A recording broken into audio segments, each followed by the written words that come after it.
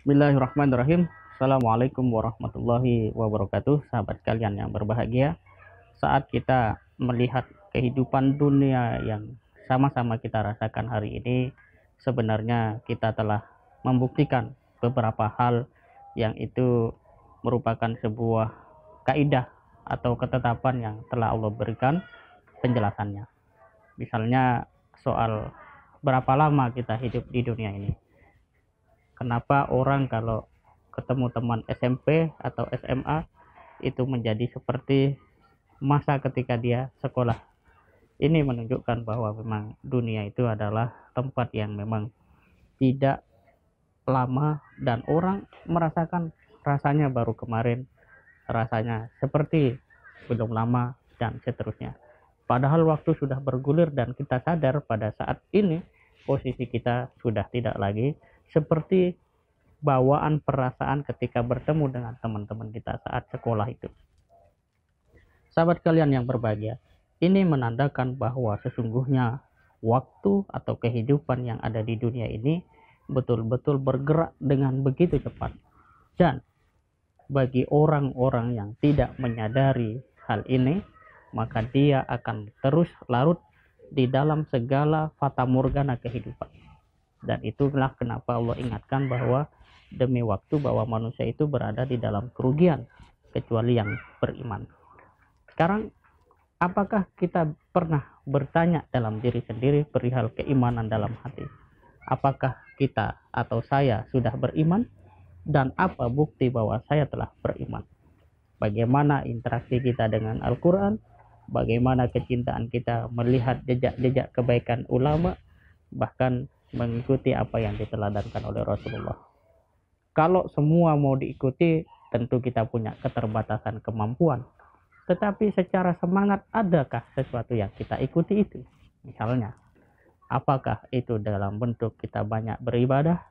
Apakah melakukan amalan-amalan hati yang ternyata jauh lebih dahsyat dibanding amalan-amalan lainnya yang cenderung bisa mendorong atau menjebak seseorang untuk memiliki sikap ujub, ya, merasa bangga dan seterusnya? Atau kita melakukan amalan-amalan yang memang juga diejawantahkan oleh orang-orang setelah kehidupan Nabi sahabat itu, seperti berpikir, berkarya, menjadi orang yang dengan pikiran-pikirannya menghadirkan maslahat yang begitu besar dalam kehidupan dunia ini. Ini baru soal iman. Kalau ternyata kita ada pertanyaan itu dan berusaha untuk menjawabnya, sekedar itu misalnya coba konsisten sholat sunnah saja, itu sudah sangat luar biasa.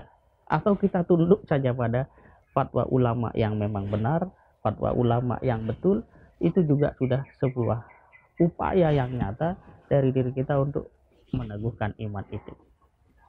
Kemudian beramal soleh, ya, dan saling menasihati di dalam kebenaran dan kesabaran.